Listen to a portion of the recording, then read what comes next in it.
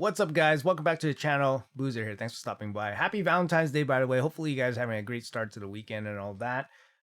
We do got some Plarium news here this morning that I wanted to share with you guys. And yes, finally, the first of the guarantee events for the Assassin's Creed collab champions has arrived. Now, which champions is up for grabs and how can we get them? Let's have a look here. I'm going to put up the info on the screen here.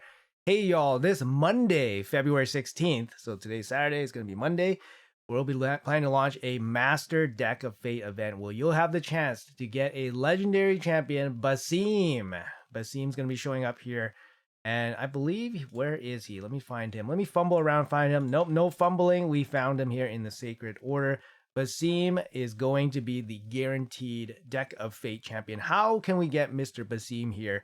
You'll be able to earn event points by summoning souls from soul stones and getting artifacts and accessories. So I don't know who called it. I think there are some people that called it that because we only had one Gear Hunters event during this fusion and we had one Hero's Path, that it was peculiar that there was only two type of dungeon events. So we were missing one, and this is that dungeon event that's going to be happening at the start of the week. It's crazy. There is no stopping to Plarium's schedule. It's just a crazy non-stop grind, guys. So summoning souls from soul stones and a gear hunter event to get points for this Deck of Fate. During the event, you'll be able to collect champion fragments for Basim. 30 fragments will be hidden in 10 common cards. 40 fragments will be hidden under 8 blue cards, and then 30 fragments will be hidden under 3 epic cards. So that means we need to pull 21 to get Basim in its entirety. So, yeah. And let me tell you guys, don't even think about just pulling 21 out of, sorry, it's out of 40 cards. So 21 out of 40 cards. It's going to take, most people take 39 cards, 39 flips. I believe the math behind it is that 90% of people will pull 39 or more cards to get the full champion. But anyways, it's a long shot. It's a long shot. So be prepared to pull all 40 cards. You will not be able to pin card rarities during this Master Deck of Fate. Now, I didn't expect that. And it's going to be a 4-day event, guys. So soul stones and artifacts. We did have a Soulstone Deck of Fate not too long ago. A couple weeks ago, we did have the boosted Mortal Soulstones. So, a little bit of a kind of a baitish event, I guess, just to get us to use up some of their Soulstones. But it is what it is. So in terms of how much Soulstones we need to get Mr. Basim, it's going to be somewhere, I would think, around 55 to 65. So in the past, what they've done was basically they offered about 60 or 70 points for each of these small ones. And then the middle ones are the equivalent of 10x of those small ones.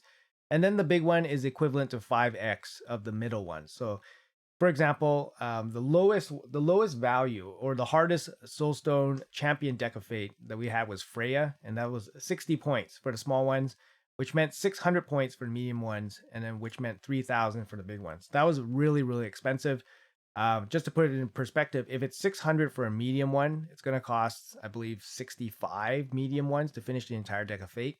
Luckily, we do have a Gear Hunters component, but it's still going to be quite a lot of energy. We need 40,000 points, right? It's 40,000 points over 4 days.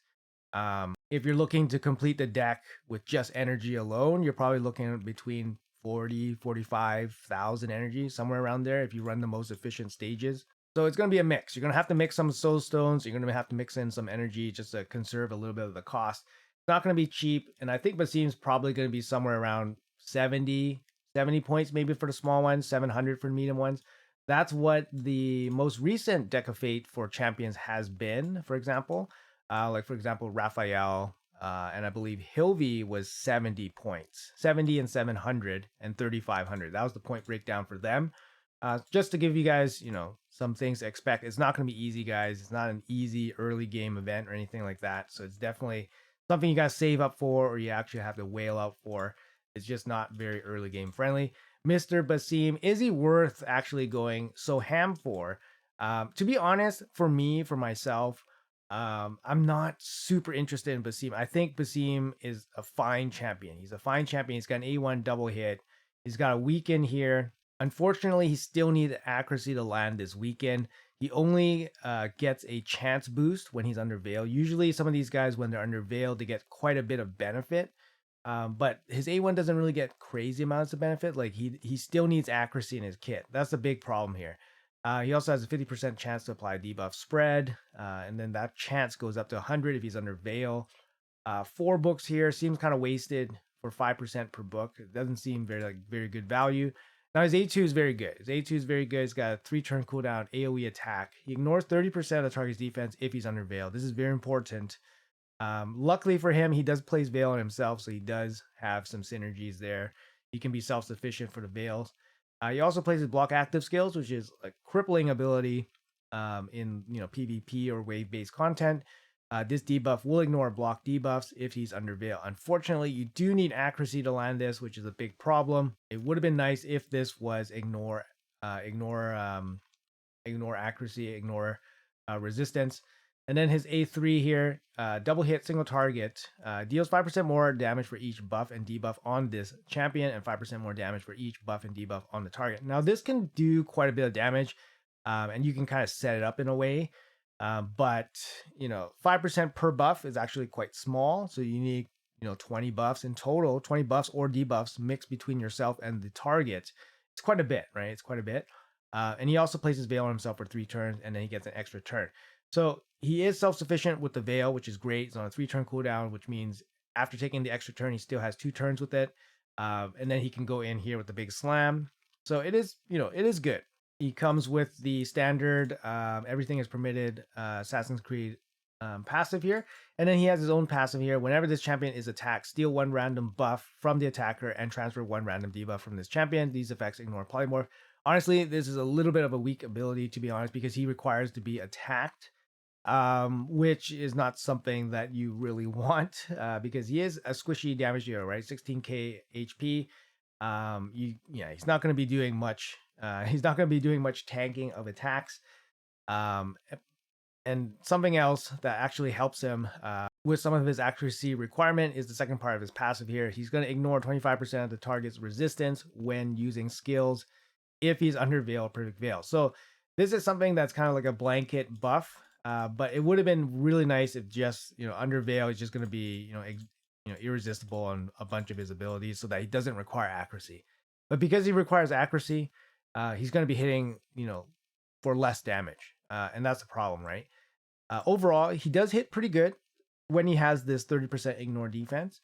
Not too bad, and he does have Veil on himself, so he is self-sufficient here. But personally speaking, I'm not super excited for this guy. I'm actually kind of on the fence to get him because there's really not too much reason for me to get him. Like, I'm thinking whether he's going to be great in like faction wars for me. Like, Sacred Order is not a great faction for myself.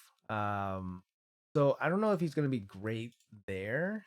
And I don't know where else I would be using this guy.